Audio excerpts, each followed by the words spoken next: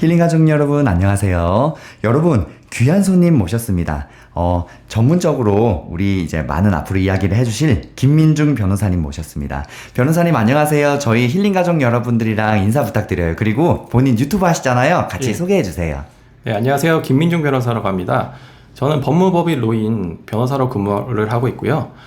유튜브 채널 김민중 변호사의 필수 법률 지식 채널을 운영하고 있습니다. 부동산이나 주식 관련된 정보를 많이 올려드렸으니까 필요하신 분은 참고하시기를 부탁드립니다. 네, 감사합니다. 변호사님, 요즘 그 주식으로 인해서 주식 사기들이 굉장히 많이 늘어났더라고요. 그래서 저희가 어렵게 그 변호사 분들을 모시고 있었는데 나와주셨어요. 너무 감사합니다. 궁금한 사항이 많은데 몇 가지 여쭤볼게요. 예. 요즘 그 주식 리딩방 있잖아요. 예. 카톡이나 이런 거 문자도 엄청 많이 와요. 맞습니다. 이런 것들로 변호사분들을 찾는 경우가 실제로도 많이 있다고 하는데 어느 정도예요? 예전보다 많이 늘어났고요. 작년 초 주식이 이제 호황기였었는데요. 이제 금리가 올라가면서 그 전까지, 금리가 올라가기 전까지는 이제 주식이 되게 호황기였잖아요. 돈이 몰리게 되면 그에 따라서 이제 사기를 이제 치거나 이를 이용하려는 사람들도 몰리게 됩니다. 그래서 주식 호황기 때 이제 사건이 많이 발생을 했고요. 꼭 비단 이제 주식뿐만 아니라 이제 부동산이 호황일 때는 또 부동산으로 옮겨갑니다. 그래서 주변 사람들이 이제 호황기 때는 돈을 벌게 되는데요. 그래서 내 주위에 있는 현준이 아빠가 주식으로 돈을 많이 벌었다더라. 아니면 수영의 엄마가 돈을 많이 벌었다더라. 그러면은 이제 저도 조급해지기 시작하는 거죠. 주변 사람들이 돈을 많이 벌게 되고 나도 돈을 벌고 싶은 마음이 생기게 되니까 조금 더 유혹에 흔들리기가 쉽습니다. 그런 말을 듣기 전에는 좀 합리적이고 이성적인 생각을 하고 판단을 할 수가 있는데 그런 이제 검은 마음, 소위 말하는 검은 마음이 깃들게 되면 유혹되기 쉽다는 거죠.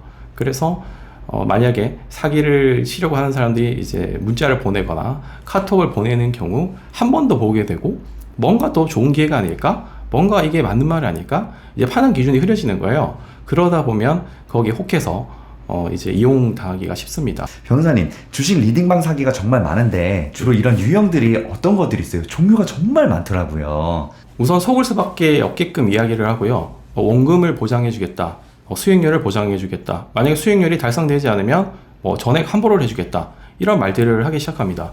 그래서 우선 첫 번째 유형을 살펴보면 이제 거래소 형태의 사기인데요. 이제 큰 돈을 이제 펀드에 돈을 맡기듯 그 업체에게 돈을 맡기는 경우입니다. 가장 안 좋은 사례라고 볼 수 있는데요. 만약에 업체가 접근을 해서 내가 돈을 굴려줄 테니 펀드로 돈을 굴려줄 테니 돈을 맡기세요 라고 하면서 큰 돈을 받게 됩니다. 그러면 그래 놓고 이제 주식을 거래하는 거래소 형태의 어플을 설치하거나 거래소 사이트를 이제 보여주는 것이죠. 그래서 이제 수시로 그 주식을 거래하는 내역과 수익이 났던 수익률을 이제 보고하는데요. 그게 다 이제 조작되거나 포토샵 통해서 이제 위조가 된 것이에요. 그래서 돈을 맡긴 사람은 그냥 그 업체 말만 믿고 돈을 넣고 기다리고만 있는 것이죠. 그런데 그 업체는 이제 그 모든 거래하는 내역들을 다 조작해서 보고하고 수익이 난 것처럼 이렇게 속이는 것입니다. 수익이 나는 것처럼 속일 수도 있고요. 수익이 나지 않는 것처럼 속일 수도 있습니다. 만약에 수익이 나는 경우에는 어떻게 흘러가냐면 수익이 만약에 50%가 났다. 그리고 80%가 났다. 그러면서 돈을 더 넣게 유도를 합니다. 조금 더 주가가 오를 것 같으니 돈을 더 넣으시는 게 어떠세요? 라고 얘기를 하고요. 그럼 돈을 더 많이 넣게 되면 수익이 200%, 이렇게 300%까지 가는 경우도 있고요. 그렇게 된 경우에 만약에 인출을 하려고 하면 그때부터 이제 문제가 생기기 시작하는 거예요. 만약에 작은 금액 같은 경우에는 인출이 될 수도 있습니다. 일단 신뢰를 쌓아야 되기 때문에 더 큰 금액을 받아야 되기 때문에 인출이 될 수도 있어요. 그 가해자들의 목적은 내가 가지고 있는 모든 돈을 자기가 이체받는 거예요. 그래서 돈이 더 있을 것 같다. 돈이 더 나을 것 같다. 조금 더 속일 수 있을 것 같다. 라는 느낌이 들면 이제 계속 유인행위를 하는 거죠. 소액의 경우에는 인출이 되기도 하고 돈을 지급하기도 합니다. 그런데 이제 돈이 더 이상 나올 거 없을 것 같아요. 돈이 이제 없습니다. 그러면 이제 도망칠 준비를 하는 거죠. 그래서 나중에 300%의 수익이 났던 그 수익을 내가 인출을 하겠다. 원금 및 그 수익금을 인출을 하겠다라고 얘기를 하면 이제 추가적인 돈을 요구해요. 중개 수수료가 있다. 또는 세금이 있다. 뭐 부가세가 있다, 뭐 갖은 명목으로 돈을 요구합니다. 그래서 그런 돈을 입금을 해야 수익금을 인출할 수밖에 없다라고 얘기를 하는 것이죠. 그래서 추가적인 돈을 입금을 하게 됩니다. 그 원금과 수익금이 엄청나거든요. 그래서 그 큰 돈을 이제 받기 위해서는 돈을 추가적으로 입금을 할 수밖에 없습니다. 그래서 처음에는 뭔가 이상하다고 생각을 하다가도 이것만 넣으면, 이번 수수료만 넣으면, 이번 세금만 넣으면 반드시 인출이 됩니다 라고 이제 안심을 시키고 돈을 계속 넣게 하는 것이죠. 그러다 보면 계속 금액이 올라가고요. 어느새 뭐 몇 억 되는 분도 계시고 뭐 10억 가까이 피해를 입게 되시는 분도 계세요. 그리고 오히려 반대인 경우도 있는데요.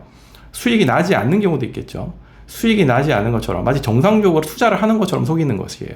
거래소에 전혀 투자를 한 적도 없고 전혀 나는 수익을 번 적도 없음에도 불구하고 이제 그 화면을 조작해서 이제 보여주는데 거래를 하다가 이제 마이너스가 났다고 하는 거죠.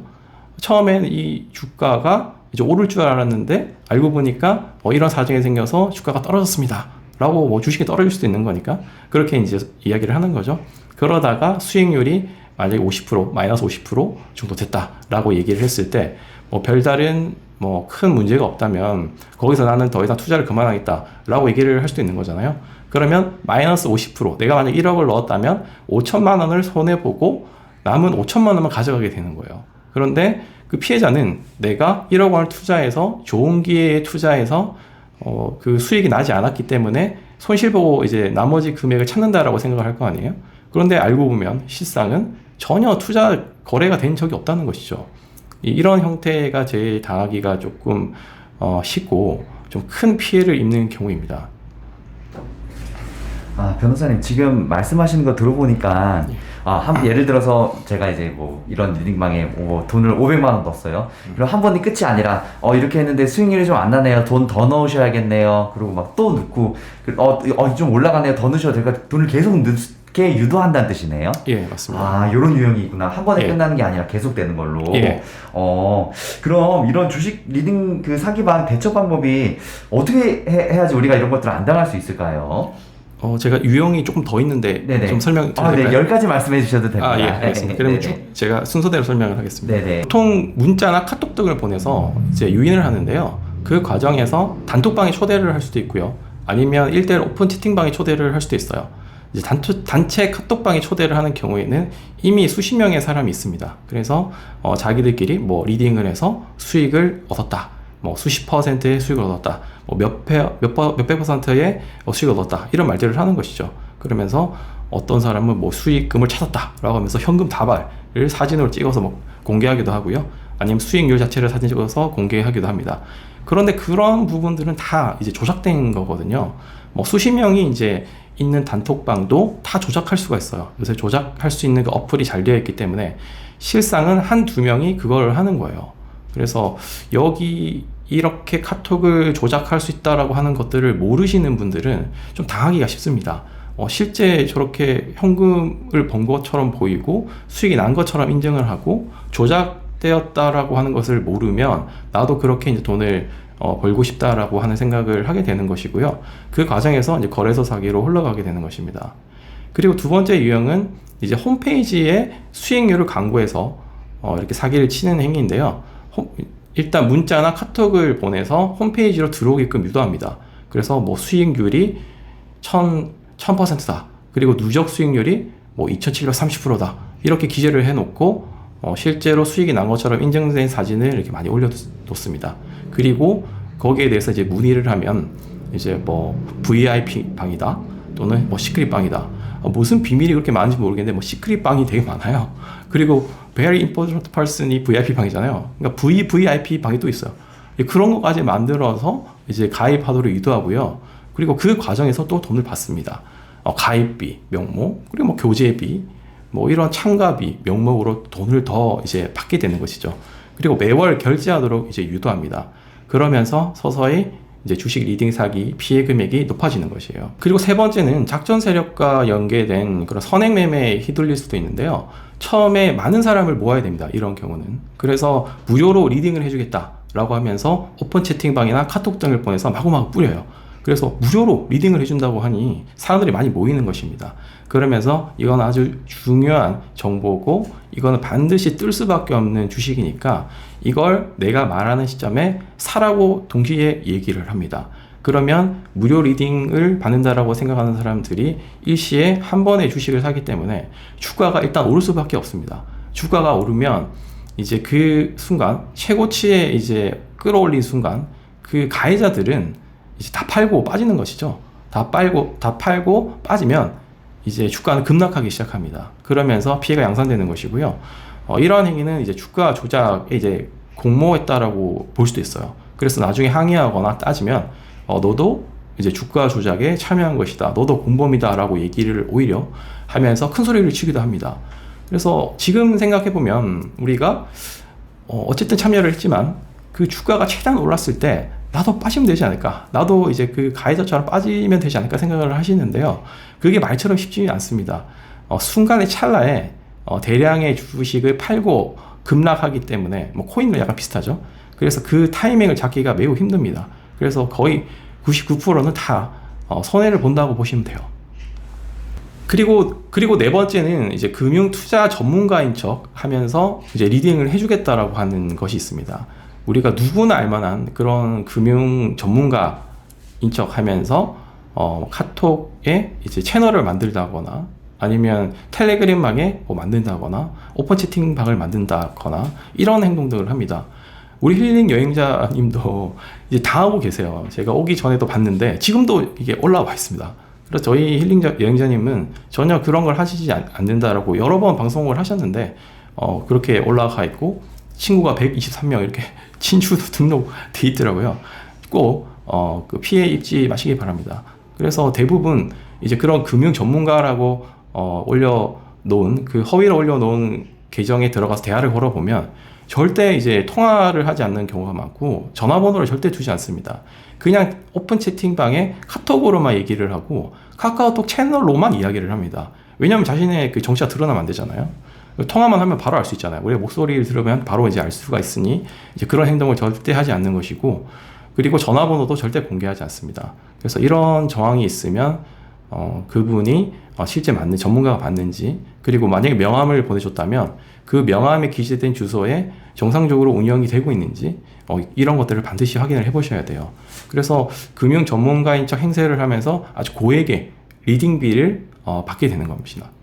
고액의 리딩비를 받게 되는 것입니다. 우리가 이분은 금융 전문가라고 알고 이렇게 연락을 하고 리딩을 받는 것이기 때문에 보통 X도 좀 크게 당하시는 분들이 많고요.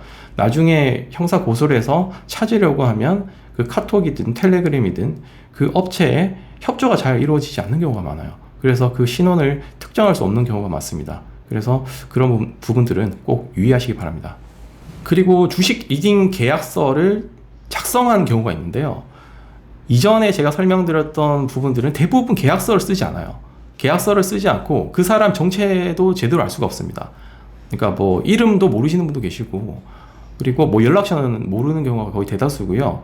뭐 명함조차 없습니다. 그냥 단톡방에 전문가라고, 자칭 전문가라고 하는 사람이 보내온 내용을 듣고 맞겠거니, 그리고 다른 사람들이 뭐 수익을 인정하고 현금 다발을 보여주고 있으니 맞겠거니 하면서 그냥 흘러가게 되는 거고요. 아까 그 금융 전문가도 맞겠거니 하면서 그냥 흘러가게 되는 경우예요.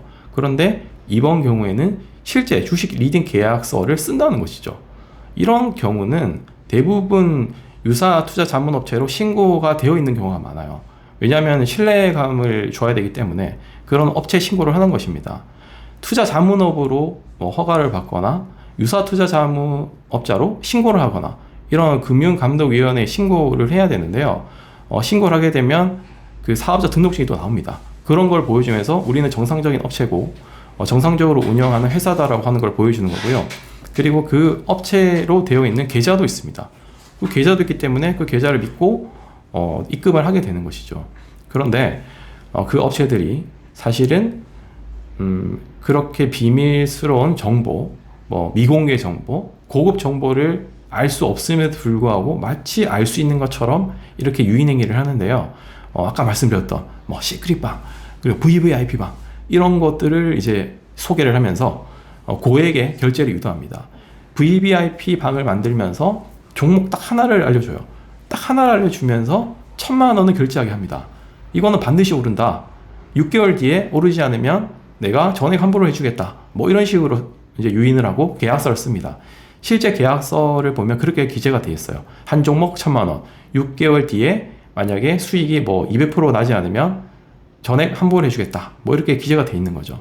그런데 6개월 동안 사람 기다리기가 좀 힘들 수 있어요. 주식이 이렇게 막 바닥을 치고 있어요. 그 6개월까지 기다릴 수 있는 분들이 이게 많이 계실까요? 도중에 빼고 싶단 말이에요. 그래서 그런 것들을 좀 이용하는 거예요. 그래서 만약에 저희가 내가 손실이 나더라도 빼겠다 라고 하면 6개월이 지나지 않았는데 왜 빼냐? 그러면 우리는 원금을 이제 보장해 줄 수 없다. 이렇게 얘기를 하는 것이죠. 그래서 내가 1,000만 원 결제했고 그걸 하는 거에 대한 돈이니까 수익이 떨어지더라도 수익력이 바닥을 쳐도 그 업체에 우리가 책임을 묻기가 힘든 것이에요. 그래서 대부분 6개월을 기다리지 못하고 분쟁이 일어나는 경우가 많고요. 그리고 가사 6개월이 이제 다가온다고 하더라도 그때부터는 뭐 연락이 좀 잘 안 되거나 뭐 계속 이제 다른 소리를 합니다. 더 VIP 방에 초대해주겠다. 더 시크릿한 방이 있다. 이거는 더 큰 가입비를 낸 사람만 들어올 수 있는 방인데 내가 무료로 들어올 수 있게 해주겠다.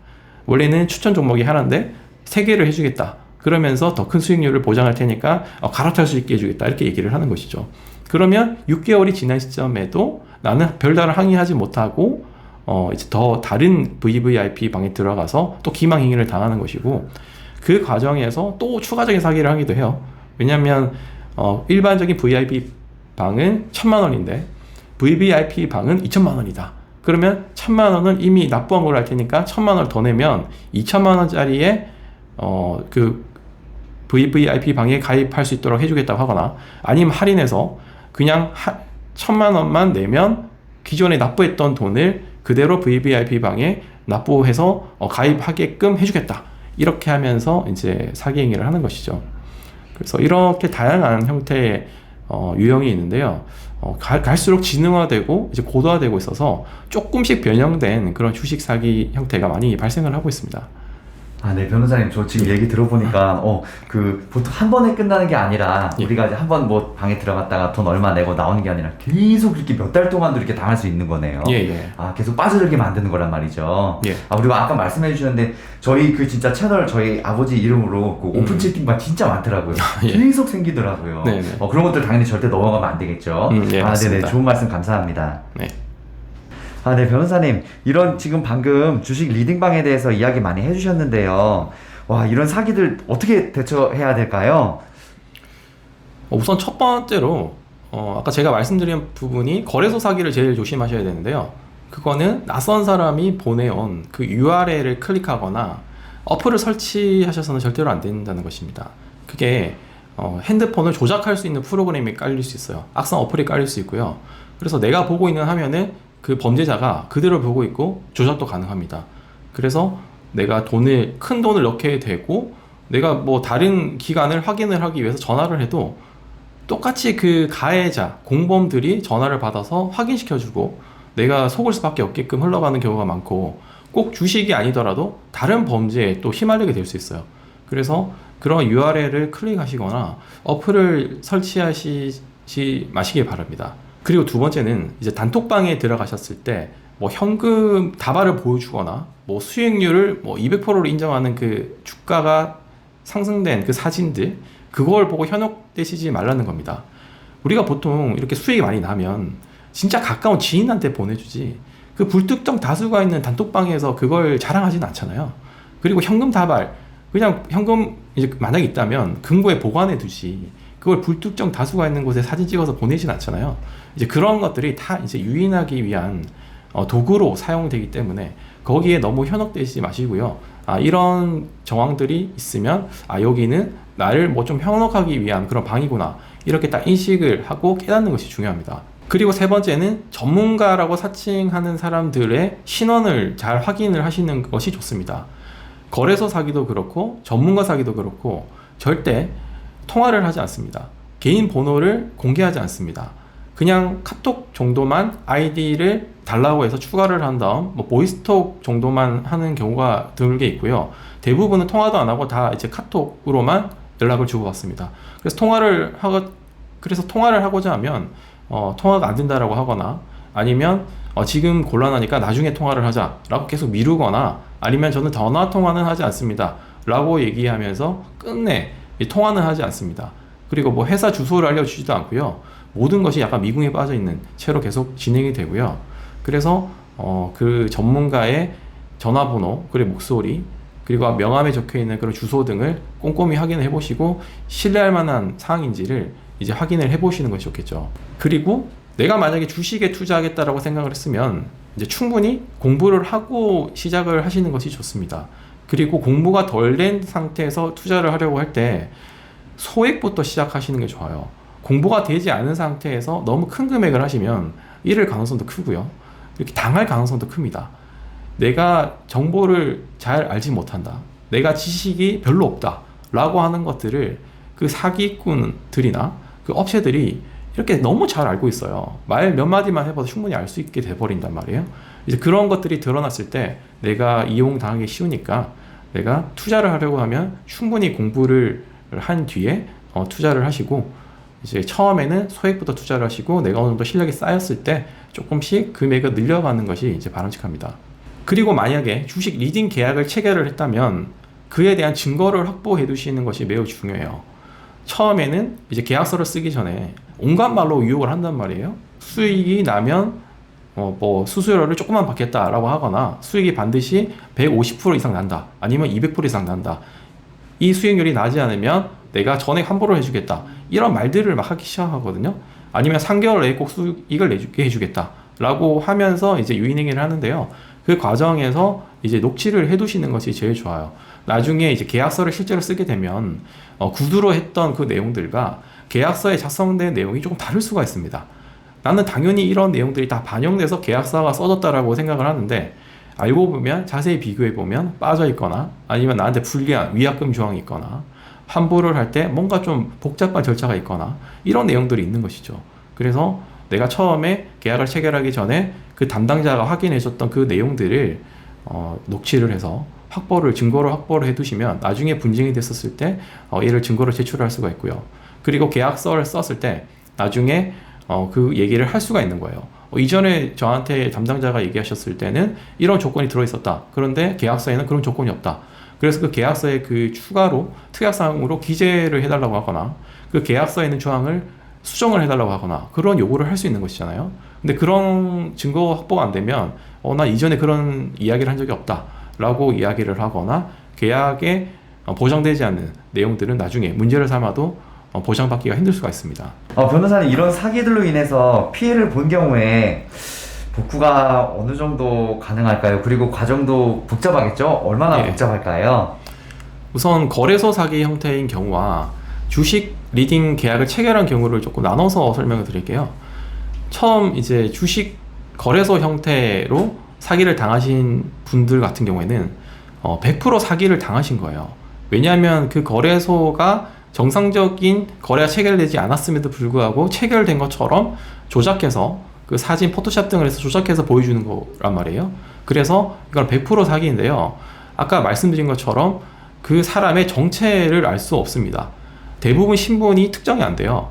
저희가 형사 고소를 하려고 해도 그 사람이 누군지 이런 것들이 특정이 돼야 되는데 특정이 안 되는 경우가 많습니다. 왜냐하면 통화조차 하지 않고 전화번호를 모르고 명함도 주지 않고 단순히 카카오톡, 오픈 채팅방에 있는 그 이름 그리고 주고받은 내용만 있는 경우가 많다는 거죠. 그리고 카톡 아이디도 모르는 경우도 대다수예요. 그렇기 때문에 첫 번째로 그 사람을 찾는 게 우선입니다. 어떻게 찾냐면 일단 우리가 투자금을 어느 계좌로 이체를 하게 되잖아요. 대부분 한국에 개설된 금융권에서 개설된 계좌로 이체를 하게 됩니다. 이체를 하게 되면 그 계좌번호가 있겠죠. 그걸 타고 이제 들어가는 건데요. 우리가 다른 사람에게 적금 매체라고 하는데 그 체크카드라든지 통장이라든지 신용카드를 양도양수하거나 대여하면 안 돼요. 대여하면 악용을 할 수 있기 때문에 그렇게 금지 행위를 두고 있는데 전자금융거래법 위반으로 처벌받게 됩니다. 그런 행위를 하시게 되면. 그래서 그런 대포 통장을 이용해서 그 사기꾼 업체들이 이 범죄에 활용을 합니다. 그래서 내가 입금을 했던 그 계좌는 대포 통장이에요. 대포 통장이면 아까 전자금융거래법에 따라 처벌받는다 그랬죠? 그래서 그러면 이제 그 계좌를 대여해 준 사람을 찾을 수 있겠죠. 무슨 땡땡 은행에 김모 씨라고 하는 예금주가 있을 것이니, 그리고 그 거래 대역을 은행에 조회를 하면, 협조 요청을 구하면 이 계좌는 누구의 계좌인지가 나오겠죠. 그럼 그 누구의 계좌인지를 확인해서 그 사람을 찾는 거죠. 경찰에서 이제 형사 고소를 하면 경찰에서 찾게 됩니다.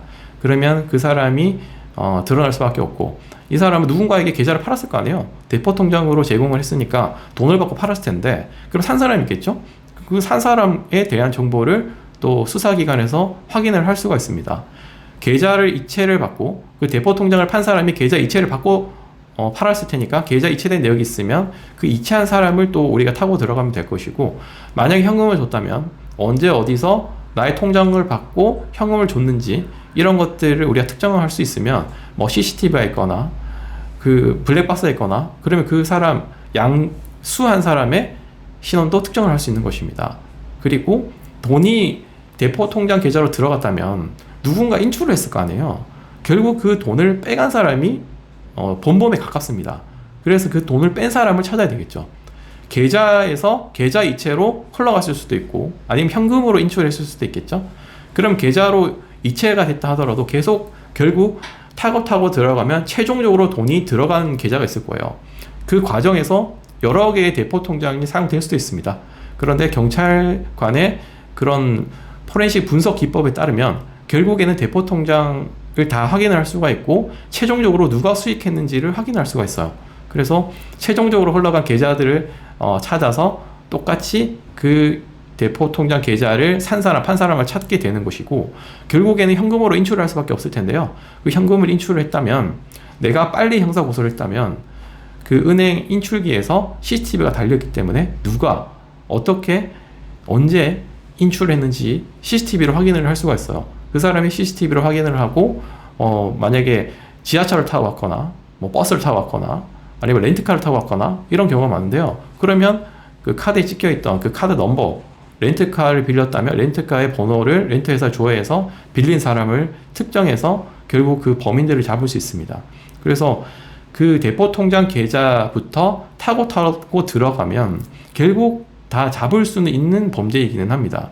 그런데 이러한 범죄들을 일선 경찰서에서 그 경찰관분 한두 분이 하기는 너무 이제 광범해질 수 있어요. 이렇게 현실적으로 다 이루어지기 힘들 수도 있고, 그 과정에서 수사 협조가 잘 안 이루어질 수도 있습니다. 뭐 CCTV가 뭐 이렇게 지워진다든지, 뭐 블랙박스 차량에 협조가 안 된다든지, 뭐 그런 경우에는 이제 수사가 이제 중단되거나 이제 미궁에 빠질 수도 있어요. 그래서 만약에 이렇게 형사 고소를 당한 경우에는 우선 사기죄, 그리고 특경법, 특정경제범죄 가중처벌이라고 하는데요.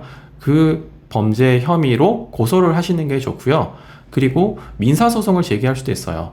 그 사람들, 이제 대포 통장을 빌려주고 산 사람, 인출한 사람, 결국에 본범들이 형사 고소로 잡힌다면 이 사람들은 저한테 이제 손해를 끼친, 사기 행위를 해서 피해를 끼친 것이 입증이 되는 거예요. 그래서 이제 손해배상 청구를 하면 손해배상 그 금액을 받을 수가 있습니다. 그리고 그 대포 통장이 계속 여러 명한테 활용이 돼요. 나한테만 활용되는 게 아니라 수많은 사람한테 그런 사기를 친단 말이에요. 그러니까 나의 돈만 있는 게 아니라 여러 명의 돈이 들어가 있을 수 있고요. 미처 돈을 다 빼는 것도 힘들어요, 돈을. 그래서 돈을 다 빼기 전에 돈이 묶여 있을 수도 있어요. 그리고 큰 금액, 나보다 상대적으로 큰 금액을 입금하는 사람이 있을 수도 있겠죠. 그러면은 통장에 미처 돈을 빼지 못한 채 묶여 있는 경우가 있는데요. 이런 경우에 그 통장을 가압류해서 묶어두는 방법이 있어요. 그래서 제가 했던 사건 중에 이제 이런 주식 리딩 사기를 당하고 매우 급박하게 긴급해서 오신 분이 계신데, 계속 그 사기를 친 사람들은 사기행위를 계속 하고 있는 거예요. 우리한테도 보내고 다른 사람한테도 보내고, 저희가 새로 링크를 사려고 들어가면 계속 활발하게 그 사기 행위를 하고 있는 것이죠. 그래서 우리는 모르는 척, 마치 계속 당하고 있는 척, 속은 척 하면서 계속 연락을 했고요. 그 반대로 저희는 이제 통장을 가압류하기 위해서 계속 준비를 해서 법원에 신청을 했는데요. 결국 계좌가 가압류 인용 결정이 나게 됩니다. 나게 되면 이제 그 범죄자들도 다 바로 알게 되고요. 왜냐하면 입출금이 자유롭지 않게 되기 때문에 바로 연락이 옵니다. 바로 연락이 와서 만약에 돈이 들어있다 그러면 이제 돈을 줄 테니까 풀어달라고 하거나 이런 합의 제한 같은 걸 하기 시작해요. 만약에 그렇게 되는 경우에는 돈을 빨리 회수하는 경우도 있습니다. 그리고 보이스피싱 범죄 같은 경우에는 이제 관련 법률에 따라서 통장이 지급 정지되는 경우가 이제 있는데요. 그런데 주식 리딩 사기 같은 경우에는 아직 관련 법제가 지금 정비가 되지 않아서 바로 은행에서 지급 정지해주지 않아요. 보이스피싱 당한 것을 입증을 하면 바로 지급 정지를 은행 차원에서 바로 해주는데, 이런 주식 리딩 사기는 바로 정지해주는 것까지는 아니기 때문에 이를 이제 유념하셔야 됩니다. 그리고 주식 리딩 계약을 체결하고 우리가 사기 행위를 당하는 그 유형에 있어서는 계약서까지 쓰기 때문에 이걸 명확히 사기인지 처음부터 알기 힘든 경우가 많아요. 왜냐하면 계약서 썼고 그 업체 정보도 있고 담당자 정보도 있고 사업자 등록증도 있고 다 모든 것이 정상적인 업체처럼 되어 있기 때문에 유사 투자자문 업체로 이제 신고가 안 된 경우도 있는데 신고된 경우도 있어요. 그러면 그 금융감독위원회에 조회를 해보면 또 신고가 되어 있다는 것이죠. 그러면은 이제 쉽게 확인이 힘든데요. 이런 경우는 아까 말씀드렸던 뭐 시크릿방, VVIP방 이러면서 한 종목 다 알려주면서 뭐 1,000만 원, 2,000만 원 이렇게 돈을 받기도 하거든요. 미공개 정보가 있다, 내부 정보가 있다, 우리만 알 수 있는 이런 고급 정보, VVIP에게만 공개하는 그 고급 정보가 있기 때문에 이 정도 돈은 필요하다라고 하면서 돈을 받는데요. 나중에 수익은 전혀 나지 않습니다, 대부분. 그래서 나중에 항의를 하면 다른 방으로 유도하거나 하게 되는 것인데요. 이런 것도 해당 업체에서 전혀 뭐 미공개 정보에 대한 접근 권한도 없고 뭔가 중요한 정보도 없고 뭔가 분석된 것도 전혀 없는데 그런 걸 속여서 그렇게 돈을 받는 것이기 때문에 형사 고소하면 그런 것들이 드러나면 처벌받게 되고요. 마찬가지로 이런 정상적인 업체는 그 회사 계좌를 쓰는 게 됩니다. 대부분 신뢰감을 줘야 되기 때문에 뭐 개인 계좌라든지 다른 회사 명의의 계좌를 쓰지 않고 본인 회사 계좌 명의를 이제 쓰게 되는데요. 그런 경우에는 이제 민사소송을 제기하고 가압류를 하는 경우에 조금 빨리 문제가 해결될 수도 있습니다. 네, 변호사님, 그 과정에 대해서도 굉장히 복잡하지만 그래도 어느 정도는 또 이렇게 해결할 수 있는 방법이 이렇게 있단 말이죠. 네.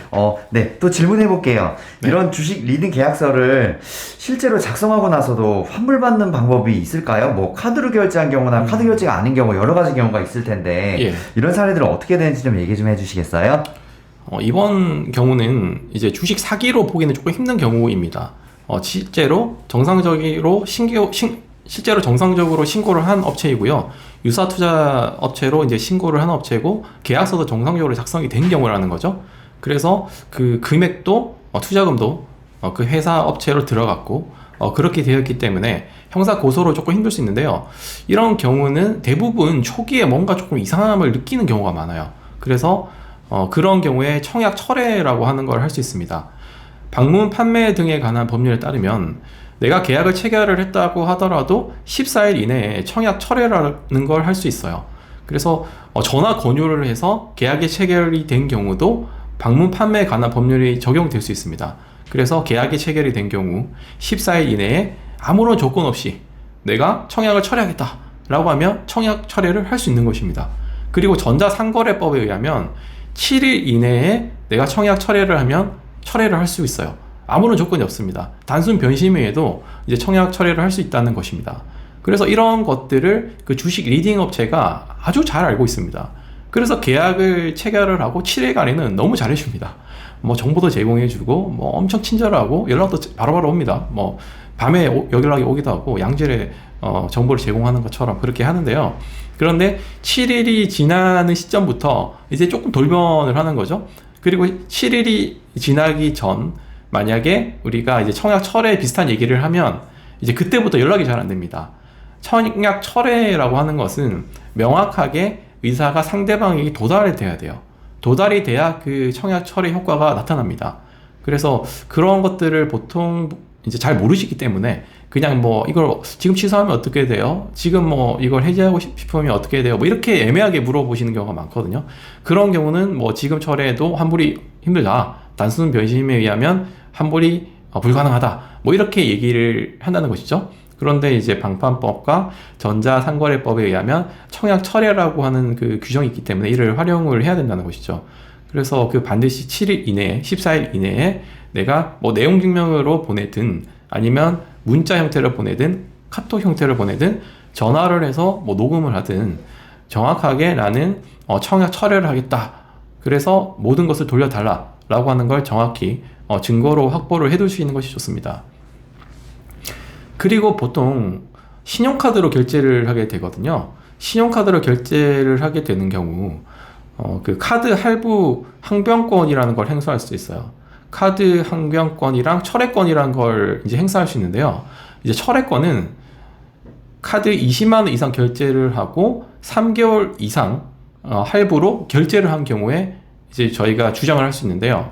할부 거래에 관한 법률에 의하면 7일 이전에는 신용카드로 결제했을 때 할부를 철회할 수가 있어요. 그래서 내가 7일이 지나지 않은 시점에는 신용카드 그리고 업체를 상대로 나는 계약 철회를 하고 나는 환불받고 싶다 라고 주장을 하면 그대로 환불을 받을 수 있는 것입니다. 그래서 그 업체와 그 신용카드 회사에 내용 증명을 보내서 나는 청약 철회를 했고 카드 철회권 행사하겠다 라고 하면 전액 환불을 해줍니다.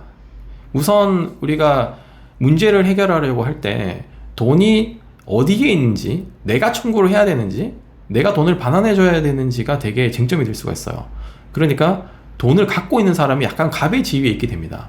내가 돈을 계좌이체해서 상대방이 돈을 갖고 있다면 나는 그 돈을 찾아와야 되는 입장이잖아요. 그러면 내가 뭔가 소송을 제기를 해야 돼요. 협의가 되지 않으면 소송을 제기해서 받을 수밖에 없다는 것이죠. 그런데 내가 만약에 돈을 가지고 있다. 신용카드로 500만 원을 결제했는데 카드 철회권을 행사해서 취소가 됐어요. 그러면은 나는 더 이상 손해본 게 없잖아요. 카드 결제한 부분이 취소됐기 때문에, 빠져나가는 돈이었기 때문에. 그에 반해서 그 주식 리딩 업체는 결제를 받아야 되는데 취소가 당해서 못 받게 되었고, 주식 리딩 한 게 있고 계약서 쓴 게 있는데 돈을 못 받았으니까 이제 그 업체가 이제 곤란해지는 거죠. 그 업체에 소송할 수밖에 없습니다. 그래서 그런 갑을 간의 관계가 있기 때문에 가능하면 돈을 내가 어떤 방식으로든 돈을 일단 가지고 오는 게 좋아요. 그래서 신용카드로 결제했을 경우에는 그 철회권을 행사해서 일단 카드를 취소시키고 내가 돈을 갖고 있어야 돼요. 그러면 이제 바로바로 연락이 옵니다. 왜 취소했냐? 이거 계약 위반이다. 이거는 손해배상이 크게 작용할 수 있다. 라고 하면서 위약금 물겠다. 가진 협박을 해요. 그래서 이제 그렇게 다시 결제 추가를 하도록 유도하거나 아니면 계좌 이체를 하게끔 유도하거나 이런 행동을 하게 되는 것이고요. 그리고 내가 만약 3개월을 결제했다면, 6개월을 결제했다면 조금 지난 시점에 내가 카드를 중지하고 싶을 수 있잖아요. 만약 6개월로 이제 카드 할부 결제를 했다면 매달 6분의 1만큼 상대방에게 이제 지급되는 형태로 지급이 되게 되는데요. 그때 이제 카드 할부 항변권이라는 걸 행사할 수 있어요. 만약에 내가 6개월로 결제를 했다면 1개월이 지난 시점에 내가 카드 할부 항변권을 행사하고 싶다면 그때 내용 증명을 양측에 보내면 더 이상 6분의 1 이상의 금액이 향후에 빠져나가지 않게 된다고 하는 그 권리예요. 그래서 그렇게만 되더라도 내가 최대한 빨리 피해를 알게 된다면 카드 할부 항변권을 행사해서 더 이상 돈이 빠져나가지 못하게 하는 조치를 취하실 수 있습니다. 이런 경우는 이제 저희가 신용카드로 결제를 해서 철회권과 항변권이 이제 받아들여져서 내가 돈을 찾아오게 된 경우고요. 이런 경우도 내가 돈을 확보한 경우니까 이제 대응해서 협의를 하거나 마무리하시면 이제 좀 더 편하게 이끌어 나갈 수 있고요. 만약에 계좌 이체를 한 경우, 아니면 일시불로 결제한 경우, 20만 원 미만으로 결제한 경우, 이런 경우에는 이미 돈이 들어간 상태고 우리가 돈을 찾아와야 되는 상황입니다. 이런 경우에는 저희가 소송 제기를 하기 전에 이제 내용 증명을 보내서 이제 협의를 시도해 보시는 것이 좋아요. 대부분 유사 투자 자문업체로 이제 신고만 되어 있고요. 그런 와중에 이런 주식 리딩 사기가 벌어지는데요. 유사 투자 자문업체는 자본시장법에 따르면 1대1로 주식 리딩을 하지 못하게 되어 있어요. 그리고 투자금을 받지 못하도록 되어 있고요. 그리고 초과 수수료를 받지 못하도록 되어 있습니다. 그런데 이런 것들을 위반하는 경우가 되게 많아요. 대부분 1대1로 리딩을 합니다. 이제 일단 계약을 체결해 놓고 개인적으로 카톡을 보내주면서 리딩을 하는 것이죠. 이런 것들이 이제 자본시장법 위반이기 때문에 이런 것들을 잘 기재를 해서 내용 증명에 기재를 해주시고요. 그리고 계약서를 쓰셨다면 언제든지 보통 해지 취소를 할 수 있도록 되어 있습니다. 그런 경우에는 일부 위약금이 이제 발생을 할 수도 있는데 일단 해제 취소를 할 수 있도록 되어 있어요. 그래서 내가 최대한 빨리 이 사건 계약을 해지하겠다, 취소하겠다라고 하는 의사를 이제 도달하게끔 해야 되고요. 그 시점 기준으로 위약금과 1할 계산된 부분, 주식 리딩을 한 1할 계산된 부분을 공제한 나머지 금액 일단 내가 받아야 되잖아요. 근데 그것조차 이제 잘 환불을 안 해준다는 거예요. 위약금을 좀 과도하게 책정을 하거나 아니면 연락을 일부러 안 받거나 나는 이제 계약을 해지하고 취소하는 그 의사표시를 해서 도달이 돼야 되는데 도달이 안 되게끔 하는 거죠. 연락을 안 받고 카톡 일이 계속 지워지지 않습니다.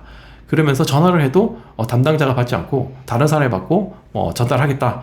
담당자가 나중에 연락 줄 것이다. 라고 하면서 연락이 안 오는 것이죠. 그러면 계속 날짜는 흘러갈 수밖에 없고 1월 계산된 금액이 이제 늘어날 수밖에 없고 그리고 대부분 혜택을 주겠다라고 하면서 좀 더 할인된 금액으로 계약을 체결하는 경우가 많은데 이를 이제 취소하고 내가 환불 받으려고 할 때는 혜택을 받기 전에 기준으로 1할 계산을 해서 1할 계산되는 금액을 더 크게끔 만드는 경우가 많아요. 그래서 나중에 내가 취소하겠다라고 하면은 받을 돈이 거의 없게 됩니다. 그러면 이제 피해가 받게 되는 경우가 많으니까 이런 부분도 좀 조심을 하셔야 됩니다. 그리고 한국소비자원에 피해 구제 신청하는 방법이 있는데요. 이 경우는 의무는 아니기 때문에 협의로 해보는 단계고 이제 법적 그런 의무가 주어지는 것은 아니기 때문에 많이 활용되지는 않고 있습니다. 그리고 주식 리딩 계약을 체결을 했을 때 아까 말씀드린 것처럼 시크릿방, VVIP방 실제로 그런 미공개 정보나 다른 정보를 획득할 수 있는 기회가 전혀 없음에도 불구하고 속였다면 이제 형사 고소를 하실 수 있는 거고 이제 그 위약금 조항 1할 계산된 부분을 공지한 부분은 돌려받아야 되기 때문에 부당 이득으로 민사소송을 또 제기할 수 있고요. 내가 돈을 받을 권리는 거의 명확한 경우가 많아요. 근데 이제 차일피일 미루면서 돌려주지 않고 있기 때문에 재빨리 이제 도달하게 해야 되고 민사소송을 제기할 수 있고 이제 그 해당 업체 법인 계좌에 가압류를 하거나 이런 방법으로 문제를 해결할 수가 있습니다. 네, 변호사님 너무 좋은 말씀 감사합니다. 다음 질문 해볼게요. 얼마 전에 라임 사태 때문에 난리 한번 났었는데, 예. 펀드로 인한 사기들도 많다고 하더라고요. 예. 이런 펀드도 주로 어떤 유형의 사기들이 있나요? 라임 사태 같은 펀드 사기는 이제 1920년대 찰스 폰지라고 하는 사람이 이제 사기 행위를 하면서 시작됐는데요. 쉽게 말해서 다단계 금융 사기를 하는 것입니다. 이제 기존 투자자들을 이제 모으고 그 기존 투자자들에 대한 이자와 그 배당금을 뒤에 들어오는 투자자의 투자금으로 이제 돌려막기를 하는 것이죠. 돌려막기를 하면서 나중에 이것이 감당이 안 되고 한 번에 환매 청구가 들어오면 이렇게 환매를 다 할 수가 없기 때문에 이렇게 다단계 사기가 이제 소위 말하는 그 회사가 엎어지게 되는 것이고 환매를 할 수 없게 되는 것입니다. 그런데 이런 것들을 다 알면서 다 예전부터 기획을 해두고 투자자들이 요청한 그 주식과 종목에 투자할 생각이 없음에도 불구하고 일단 돈부터 받아두고 돌려막기를 하면서 나중에 큰 피해가 양산이 되는 것이고요. 대한민국에서는 이제 2015년부터 이런 문제가 많이 발생을 했습니다. 라임 사태, 옵티머스 사태, 헬리티지 사태, 디스커버리 사태 등이 많이 발생을 했고요. 이런 이유는 이제 2015년 이후에 이제 사모펀드를 활성화하기 위해서 자본시장법이 이제 개정되면서 이런 이제 현상들이 많이 발생을 했는데요. 외국에서는 이제 미국 버나도프라고 하는 사람이 이제 크게 사기를 쳐서 크게 이슈가 된 적도 있습니다. 제가 이전에 설명드렸던 그 사기 형태는 주로 개인 그리고 소규모 업체가 이런 사기 행위를 하는 것인데요. 이런 펀드 사기 같은 경우에는 이런 제도권 내에 있는 금융회사가 이렇게 말도 안 되는 사실 사기 행위를 했다고 하는 것이 조금 차이점이라고 볼 수 있어요. 개인이나 조이팔 사건처럼 단순한 개인이 이렇게 기망 행위를 해서 사기를 한 경우에는 그럴 수 있다라고 생각을 할 수도 있는데 국가로부터 인허가를 받은 금융회사가 제도권 내에 있는 금융회사가 고객들로부터 돈을 막 이제 받아놓고 나는 이러한 주식 채권에 구성해서 펀드를 운영하겠습니다 라고 말해놓고 전혀 그와는 반대되는 아주 고위험 주식을 사거나 전혀 가치가 없는 그런 주식을 사거나 그러면서 운영을 해왔다는 것이죠. 이게 말이 안 되는 것이고요. 아마 역사적으로 남는 그런 금융사기에 해당될 것으로 보입니다. 우선 펀드 사기의 유형을 살펴보면 이제 라임 사태가 있을 수 있는데요. 라임 사태는 이제 처음부터 작정하고 한 것처럼 보이지는 않고요. 처음에 이제 펀드를 운영을 합니다. 운영을 하는데 이제 라임도 다른 미국에 있는 회사에 사기 비슷한 행위를 당하게 돼요. 그래서 크게 수익률이 떨어지고 더 이상 회수할 수 없는 채권이 되어버렸는데 이제 새로 투자자들을 모집하면서 정상적으로 수익이 나고 있고 수익률이 나오고 있다. 그래서 충분히 원금 보전도 가능하고 뭐 5%에서 8%의 꾸준한 수익률이 보장된다. 이렇게 얘기를 하면서 계속 이제 투자금을 유치를 한 거예요. 그래놓고 알고 보니까 전혀 수익이 나지 않았고, 그리고 투자자들에게 설명한 그런 안전한 그 주식과 채권에 투자한 게 아니라 이제 고위험성, 이제 당장 회수할 수 없는, 장기적으로 기다릴 수밖에 없는 그런 주식과 채권들에게 투자를 하면서 한 번에 환매 청구가 이제 오자 더 이상 돌려막기를 하다가 이걸 해결할 수 없게 된 그런 유형이고요. 그리고 옵티머스 사태는 공공 부분에 이렇게 투자를 하기로 했는데 공공 부분이 아니라 아까 말씀드렸던 그런 고위험성 자산에 투자를 하면서 이렇게 회수할 수 없는 경우가 많이 발생을 했고요. 그리고 처음부터 페이퍼 컴퍼니를 여러 개 만들어서 여기에 투자를 많이 했고요. 전혀 이제 수익성이 없는 그런 주식에 투자를 하게 된 것이고, 그리고 그 페이퍼 컴퍼니의 대표이사들을 아치면서 뭐 이런 임금으로 돈을 빼간다든지 이렇게 돈을 유용하는 경우가 이제 많았습니다. 그래서 처음부터 거의 작정하고 하지 않았나 싶을 정도로 이렇게 행위를 한 것이고요. 그리고 디스커버리 사태, 그리고 헤리티지 사태는 이런 불안전 판매를 한 경우에요. 고객에게는 마치 안전한 자산에 투자할 것처럼 얘기를 해두고 충분한 설명을 하지 않고 나중에 고객들 모르게 설명을 제대로 하지 않은 채 고위험 자산에 투자를 해서 나중에 한 번에 환매 요청을 하자 이를 해결하지 못한 사태이고요. 이런 여러 가지 형태의 유형이 있습니다. 그런데 대부분 고객들에게 사실과 다른 운영을 했고 결국에는 돌려막기를 하다가 이런 펀드 사기가 발생했다고 하는 부분은 이제 공통점이라고 볼 수 있어요. 독일 헤리티지 사태 같은 경우에 조금 더 설명을 드리자면 최근에 이제 해결이 됐는데요. 이제 투자자들에게 이제 불안전 판매를 했고 이 부분이 민법상 이제 착오에 해당된다. 민법상 착오에 해당되는 경우에는 이제 취소할 수 있도록 되어 있습니다. 그 계약을 취소할 수 있도록 되어 있는데 중대한 가실이 있으면 이제 취소를 못하지만 투자자들에게 중대한 가실이 없다면 취소할 수 있도록 되어 있어요. 그래서 그 분쟁조정위원회에서 이것들은 착오에 의한 계약이고 고객들에게 투자자들에게 중대한 가실이 없기 때문에 이는 취소되어야 된다. 그래서 투자금을 전부 돌려줘야 된다. 라고 이렇게 공고한 바가 있습니다. 이렇게 펀드 사기가 발생하게 된 이유는 아까 말씀드린 것처럼 2015년에 자본시장법이 개정되면서 발생을 했는데요. 그 당시 사모펀드를 좀 활성화하기 위해서 이렇게 자본시장법을 조금 완화해 줍니다. 그래서 이전과는 다르게 그 자산 운용 회사들이 이제 급증하게 되고 그렇게 펀드를 운영을 할 때 판매사, 뭐 수탁사 이런 자산 운용사들이 별개로 행위를 하게 되고 서로 감시하거나 확인하는 절차를 거쳤었는데요. 그 관련 법이 완화되면서 확인 의무, 이런 보고 의무들이 없어지게 돼요. 그래서 각 회사들이 서로 뭐 알려주거나 고위험성 펀드를 구성했을 때 그 투자자나 판매사에게 알려줘야 되는데 알려줄 의무가 없게 되고 확인할 의무가 없게 돼버리는 것입니다. 그래서 이런 부분에서 좀 깜깜이시 운영이 되어 왔었고요. 각 회사들도 서로 모르는 상태니까 투자자들이 알 리가 없겠죠. 그리고 금융감독위원회에서도 이것들을 확인하고 감독해야 되는데 그런 부분도 조금 완화가 됐었어요. 그래서 이런 감독이 제대로 이루어지지 않으면서 자산 운용회사가 사모펀드를 많이 판매를 했고 그 과정에서 이런 사태들이 많이 발생을 하게 되었었습니다. 그래서 이런 펀드 사기를 우리가 조금 피해를 방지하기 위해서는 우선 고위험성 그런 사모펀드에는 하시지 않는 것이 좋습니다. 이런 금융 전문가들만 하도록 만들어진 것인데 잘 모르는 어떤 분들은 70대, 80대 이제 노인분들이 평생 모은 그 노후 자산을 이렇게 안정적으로 원금 보장되고 5%에서 8% 수익률이 보장된다라는 말만 믿고 이렇게 넣었다가 큰 피해를 보신 분도 계시거든요. 그래서 이렇게 큰 위험성이 있는 이제 사모펀드는 하지 않으시는 것이 좋고요.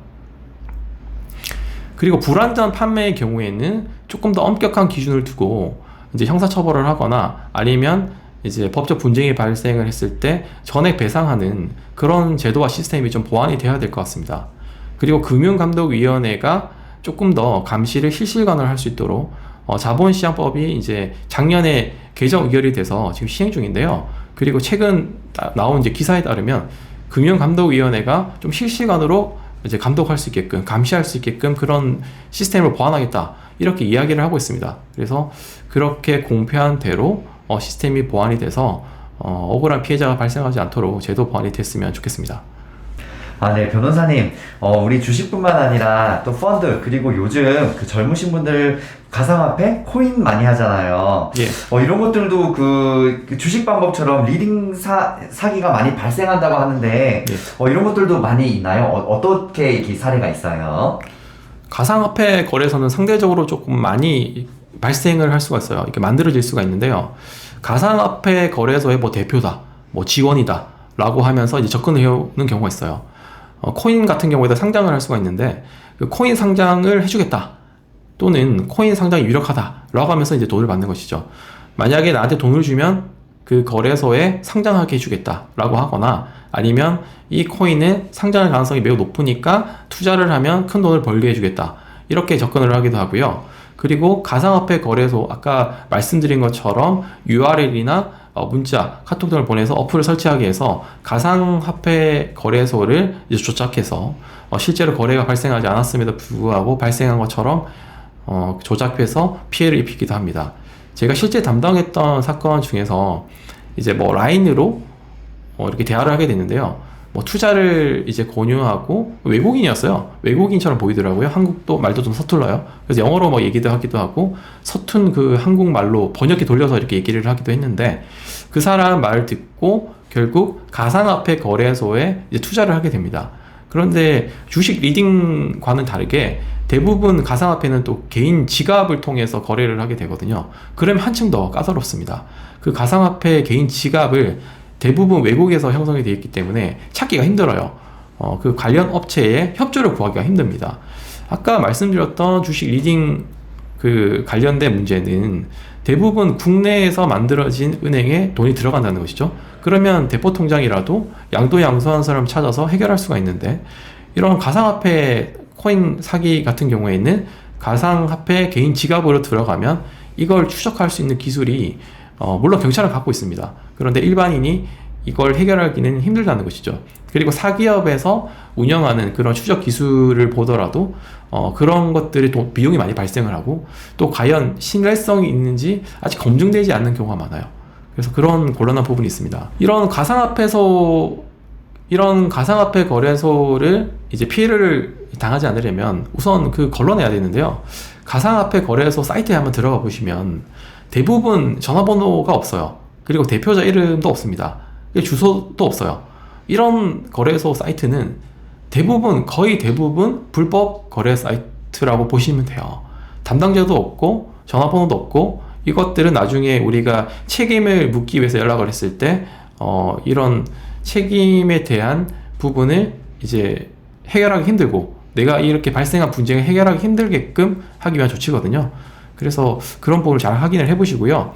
그리고 가상화폐를 투자를 할 때 이제 꼭 영문으로 되어 있는 거래소 통해서 가입을 해야 된다고 하거나, 투자금을 나중에 뭐 장외 주식이나 코인으로 되돌려 주겠다라고 하거나, 그리고 본사 만약에 위치가 공개됐다 하더라도 IP 위치와 다르거나, 이런 내용들을 잘 확인해 보시면 이 거래소 사이트가 정상적인 사이트인지 아니면 이제 불법 사이트인지 확인을 하실 수가 있습니다. 그래서 이렇게 가상화폐 거래소 피해를 당하셨을 때는 형사 고소를 하셔야 돼요. 사기 혐의, 그리고 특정 경제 가중처벌 등에 관한 법률에 따라서 고소를 하실 수가 있고, 그리고 원금을 보장한다라고 하면서 불특정 다수의 사람으로부터 돈을 받으면 안 돼요. 그게 이제 유사수신 행위라고 하는데요. 유사수신 규제법에 따라서 또 처벌받는 행위예요. 그래서 유사수신 관련법에 따라서 고소를 하실 수도 있고요. 그리고 민사소송을 제기하셔서 그 관련된 계좌를 추적해서 우리가 손해배상 청구를 하실 수도 있습니다. 변호사님, 그리고 이런 코인 사기뿐만 아니라 제가 또 최근에 이런 그 찾아낸 사례 중에 하나인데, 비상장 주식 사기, 그러니까 상장이 안 돼 있는데 상장이 돼 있는 것처럼 하는 기업 그 주식인 거죠. 예. 실제로 없는데 이런 경우도 있더라고요. 근데 예. 요즘 이런 것들이 구체적으로 어떤 유형으로 많이들 이제 나타나나요? 비상장 주식 사기는 대부분 이제 거의 가능성 없는 그런 주식들을 이제 직접 대표를 찾아가서 싸게 매수를 합니다. 매수를 하고 일반 투자자들을 모집하면서 이 주식은 상당히 유망한 주식이고 곧 상장이 될 것이다 라고 이제 투자자들을 기망하면서 돈을 받는데요. 그런데 그 기망 행위를 한 사람은 거의 가능성 없는 회사의 주식을 사는 것이기 때문에 상장되지 않을 것이라고 하는 것을 매우 잘 알고 있습니다. 매우 싸게 주식을 취득해서 이제 홍보를 하는 것이죠. 뭐 신문 기사에 내기도 하고 뭐 홈페이지에 그럴싸하게 꾸며서 홍보를 하기도 합니다. 그리고 수익률을 뭐 분석을 해서 이런 수익이 날 것처럼 많은 자료들을 이렇게 올립니다. 그리고 공신력 있는 그런 방송 업체를 이용해서 영상을 만들기도 해요. 뭐 유튜브를 할 수도 있고요. 그래서 이런 것들을 이제 속이면서 돈을 받게끔 하고요. 그 과정에서 보통 상장을 하는 데까지 뭐 6개월 정도 걸린다 라고 얘기를 하는 경우가 많아요. 그러면 6개월 동안 또 기다려야 되잖아요. 상장이 될 때까지. 그럼 6개월 동안 내가 관리를 해주면서 상장되는 시점이면 관리를 해주겠다. 뭐 매도, 매수, 타이밍 알려주겠다 라고 하면서 이제 돈을 넣게끔 합니다. 보통은 이제 원금을 보장해주겠다, 수익률을 보장해주겠다, 만약에 상장되지 않으면 전액 돌려주겠다 라고 하면서 이야기를 하기 때문에 속을 수밖에 없습니다. 어찌 보면 안 하는 게 이상할 정도로 얘기를 하게 되는 것이죠. 그리고 공모가보다 더 저렴하게 판매를 합니다. 그래서 왜 나한테 공모가보다 저렴하게 판매를 하는 것이냐 이렇게 얘기를 하면 그 상장 조건에 뭐 25% 정도의 소액 주주가 확보되어야 되기 때문에 이렇게 말씀을 드리는 것이고, 그리고 코로나가 있기 때문에 뭐 기업 설명회 같은 걸 할 수가 없다. 그래서 아주 좋은 기회다.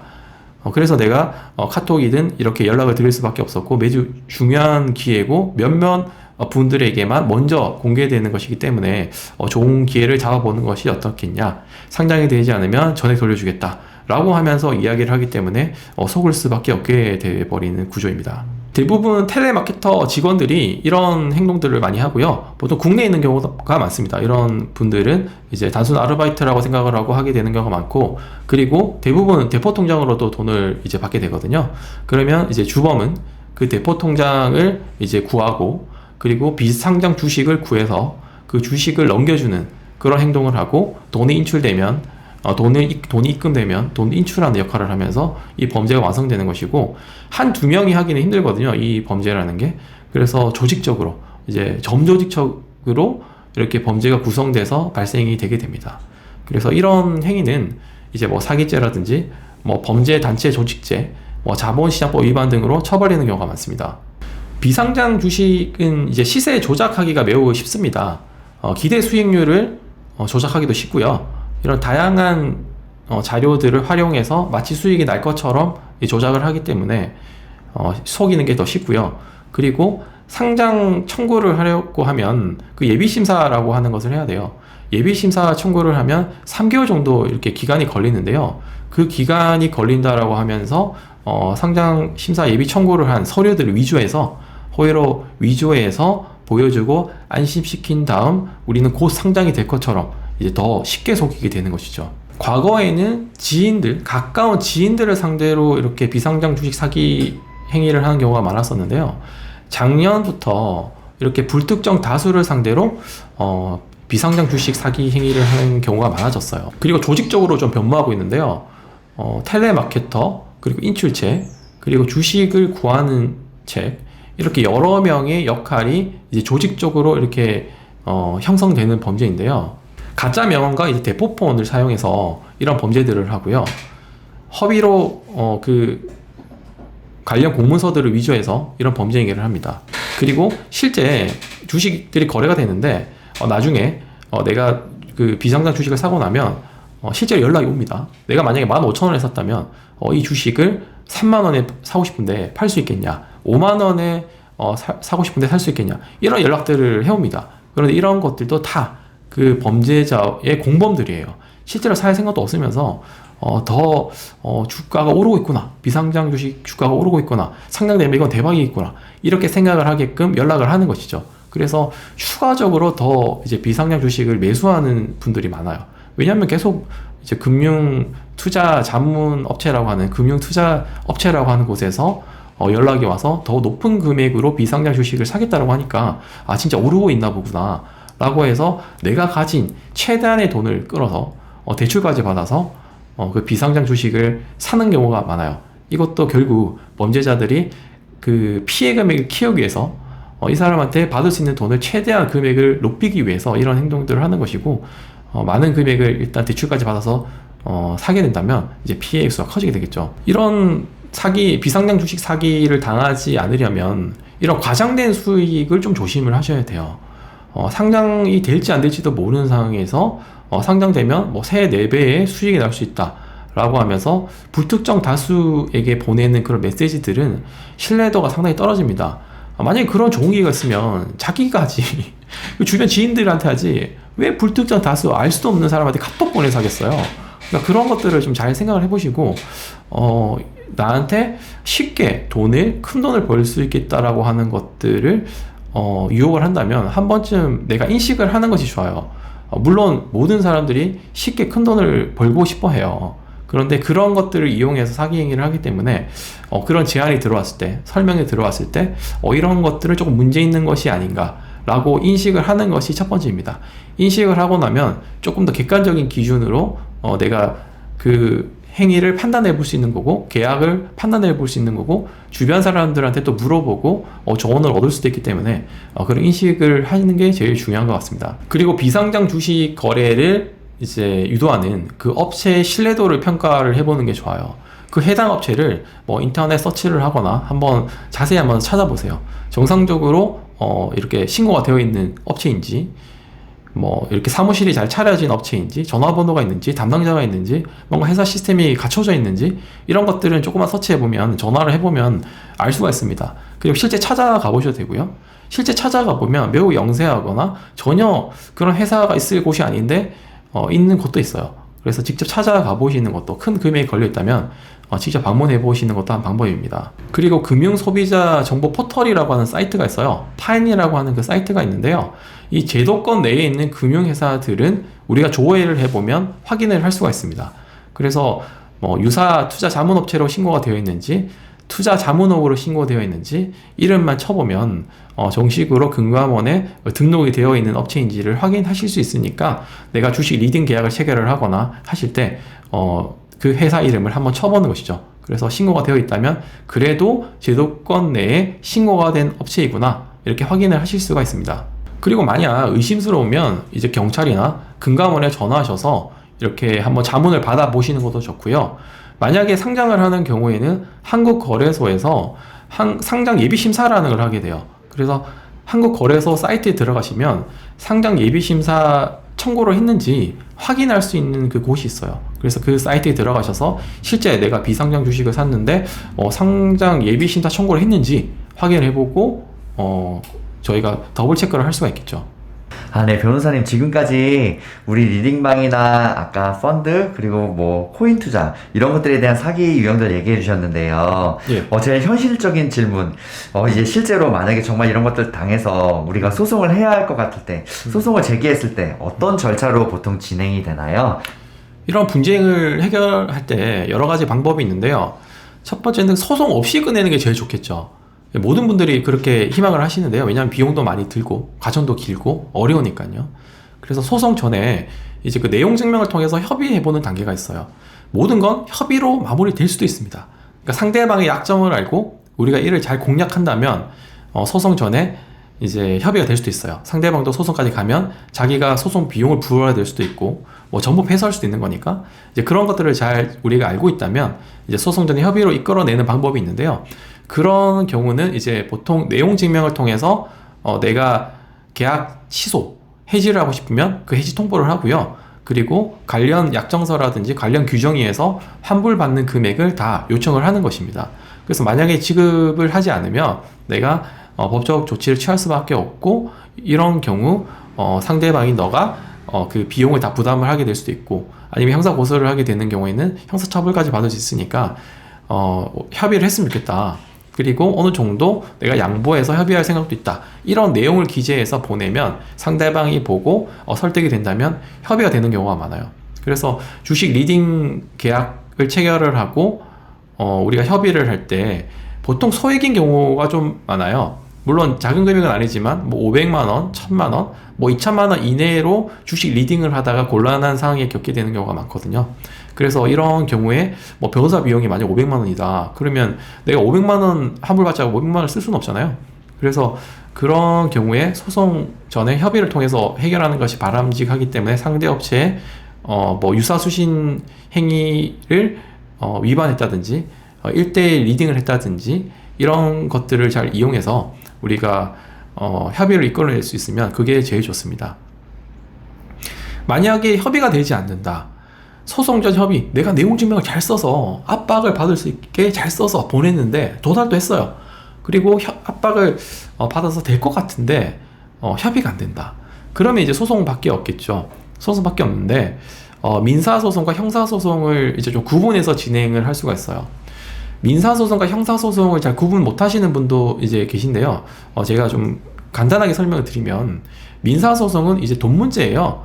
개인과 개인, 개인과 법인 간의 돈 문제를 해결하는 절차는 다 민사 문제라고 보시면 되고요. 그리고 형법상 저촉되는 행위, 형법과 특별법에 규정된 행위를 위반해서 이제 형사 처벌해 주세요. 뭐 징역형을 선고해 주세요. 벌금형에 처해 주세요라고 하는 것이 이제 형사 소송이에요. 그래서 보통 형사 고소부터 하시는 경우가 좀 많습니다. 왜냐하면 형사 고소를 하는 와중에 또 협의가 되는 경우가 있거든요. 내가 형사 처벌 당하기 싫으면 내가 이렇게 합의금을 줄 테니 배상을 해줄 테니 고소 좀 취하해 달라고 하는 경우가 있어요. 그래서 이를 이제 이용해서 우리가 형사 고소를 하는 것인데요.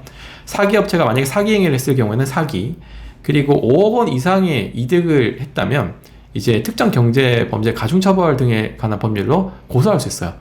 똑같은 사기 행위인데 이제 그 이득액이 높으면 가중처벌하게 되어 있거든요. 이제 그런 걸로 고소를 하셔도 되고요. 그리고 방문 판매법 위반을 한 경우에는 방문 판매법에 따라 고소하실 수도 있고, 그리고 자본시장법 위반을 한 경우, 유사투자 자문업체인데 뭐 1대1 리딩을 했다든지 아니면 투자금을 받았다든지 초과 수수료를 받았다든지 그러면 자본시장법에 따라서 고소를 할 수도 있어요. 이런 형사 고소를 통해서 만약에 혐의가 인정되는 방향으로 가면 민사소송을 제기하지 않더라도 협의를 통해서 해결되는 경우가 있어요.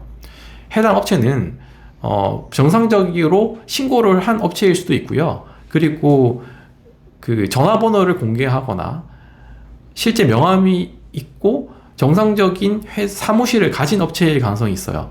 주식 리딩 계약서를 체결한 업체의 경우에는, 그런 경우에는 조금 더 환불받거나 피해보호를 하기가 쉬워집니다. 그리고 형사 고소는 형사 처벌을 위한 절차예요. 결국 돈을 받기 위해서는 이제 민사소송을 제기할 수밖에 없는데요. 만약에 뭐 VIP 방, 시크릿 방에 날 초대해서 뭐 하나의 주식만 알려주고 뭐 고액의 1000만 원의 그런 가입비 등을 받았다면 이를 입증하는 것이 상대방도 쉽지 않잖아요. 어떤 뭐 미공개 정보가 있어서, 어떤 그런 분석을 해서, 어떤 고급 정보가 있어서 정보 하나 알려주고 1000만 원을 받겠어요. 그래서 그런 것들을 이제 부당이 되겠다라고 하면서 민사소송을 제기할 수도 있습니다.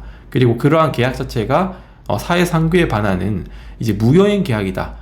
그리고 사기로 인한 취소가 되어야 된다. 라고 하는 여러 가지 주장을 하면서 우리가 돈을 반환 청구를 할 수가 있어요. 그리고 이렇게 민사소송을 제기해서 돈을 받게 되려면 시간이 많이 걸릴 수밖에 없잖아요. 소송을 제기해서 판결이 날 때까지 보통 뭐 6개월, 1년 사이에 기간이 걸릴 수밖에 없는데요. 그 사이에 그 해당 업체가 돈을 이제 빼돌릴 수도 있잖아요. 그 회사 계좌에 있는 돈을 다 이제 빼돌릴 수도 있으니까, 그리고 회사 명의로 된 자산들을 다 처분을 할 수도 있어요. 거의 이제 영업을 하지 않겠다라고 판단을 한 업체는 이제 그렇게 할 수도 있습니다. 그런 경우에는 미리 이제 통장을 가압류하거나 아니면 부동산이 있다면 가압류를 하거나 이런 보존소송이라고 하는데요. 빼돌리지 못하도록 미리 가압류를 걸어 두시는 것이 좋습니다. 변호사님, 그래서 우리 주식 사기 검증 방법으로 또 몇 가지 이제 우리가 뭐 예를 들어서 예방할 수 있는 것들이 있는데 어떻게 뭐 좀 정리 한번 해주시겠어요? 예. 주식 사기를 당하지 않을까 이제 검증하는 방법이 몇 가지 있는데요. 첫 번째로 카톡, 문자 등을 통해서 뭐 오픈 채팅방이나 텔레그램 방으로 유도하는 것들을 좀 걸러내셔야 됩니다. 그래서 보통 이제 거래소 사기라든지 가장 피해보기 힘든 사례가 그 피고소인 그 상대방을 특정할 수 없는 경우가 제일 이제 문제인데요. 보통은 이제 오픈 채팅방을 통해서 이제 유인을 하고 텔레그램 통해서 유인을 하고 자기 정보를 절대 알려주지 않습니다. 전화번호를 알려주지 않고 뭐 명함도 주지 않고 그 회사가 어디 있는지 뭐 주소가 어디인지 절대 알려주지 않고 그리고 요즘 같은 경우에는 통화를 절대 하지 않습니다. 내가 통화를 하게 되면 나의 성별과 연령대가 어느 정도 추측이 되잖아요. 그래서 그런 것들을 남기지 않으려고 절대 통화를 하지 않아요. 이런 경우에는 이제 무조건 걸르셔야 됩니다. 그리고 영업하는 회사 계좌가 아니라 뭐 개인 계좌를 주거나 내가 거래하는 회사와 다른 명의의 계좌를 주는 경우 나는 금융회사에 투자를 해서 이제 수익을 내려고 하는데 무슨 농업법인, 농업회사 뭐 이상한 그 이름의 계좌를 주는 경우가 있어요. 이런 경우는 정상적인 경우가 아니거든요. 나는 법인을 믿고 이렇게 투자를 하려고 하는데 뭐 개인 명의의 계좌 뭐 이렇게 조금 노숙자로 보이는 이런 계좌를 준다면 틀림없이 이를 악용하는 그런 업체입니다. 그리고 유튜브나 인스타그램 통해서 뭐 실시간으로 시세 차익을 실현하게 해주겠다 라고 이제 접근을 하는 경우가 있는데요.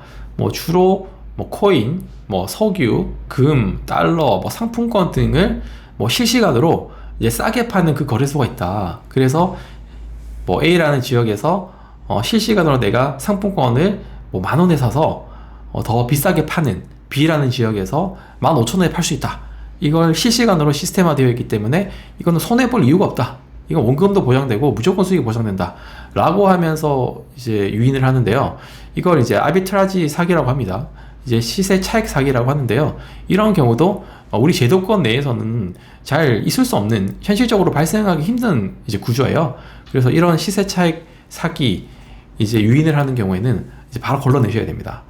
그리고 전문가가 자기 신원을 잘 밝히지 않는 경우도 이제 걸러내셔야 되죠. 아까 말씀드린 것처럼 이제 금융 전문가를 사칭하면서 통화를 하지 않아요. 개인 그 전화번호를 주지 않습니다. 무조건 톡으로만 합니다. 그런 경우 그리고 그 관련 전문가가 운영하는 뭐 유튜브라든지 뭐 블로그라든지 이를 들어가면 나는 이런 경우에는 리딩을 하지 않습니다라고 공지를 해두시는 경우가 좀 많고요. 그리고 정상적인 회사와 연관되는 정보를 기재를 해둡니다. 정상적인 경우라면 뭐 금융 전문가도 리딩을 충분히 할 수 있는 것이니까요. 그래서 그런 경우는 대부분 믿을 만한 정보를 기재를 해두고요. 그 회사 업체 주소도 나와 있다든지 전화번호 공개되어 있다든지 그 계좌번호도 투명하게 공개가 되어 있습니다. 그래서 이런 것들을 잘 살펴보셔야 돼요. 그리고 거래소 사기 그 부분을 걸러내는 것은 아까 설명드렸듯이 사이트 내에 뭐 대표 이름이 없거나 전화번호가 없거나 뭐 고객센터 이메일이 없거나 뭐 회사 주소가 없거나 이런 경우이기 때문에 그런 것만 확인을 하셔도 크게 걸러내실 수 있고요. 그리고 회원 가입을 해야만 그 사이트 내용을 볼 수가 있다거나 아니면 내가 투자금을 이제 지급을 하면 장외 주식 또는 코인 형태로 돌려주겠다라고 하거나 아니면 본사 그 주소가 있다고 하더라도 IP 주소와 전혀 다르거나 이런 것들은 이제 바로 걸러내시는 것이 좋습니다. 변호사님, 이어서 끝인사 할 건데, 그 변호사님 맞아. 저희 채널 구독하신 지 오래되셨다고, 저희 네. 구독자시더라고요. 네, 너무 반갑고 감사하더라고요. 그 변호사님, 앞으로도 종종 나와주세요. 저희가 또 저 초대하고 모실게요. 그 변호사님, 아까 유튜브 하신댔잖아요. 소개 한 번만 더 해주세요. 제가 운영하는 유튜브는 이제 김민중 변호사의 필수 법률 지식이라는 유튜브 채널이고요.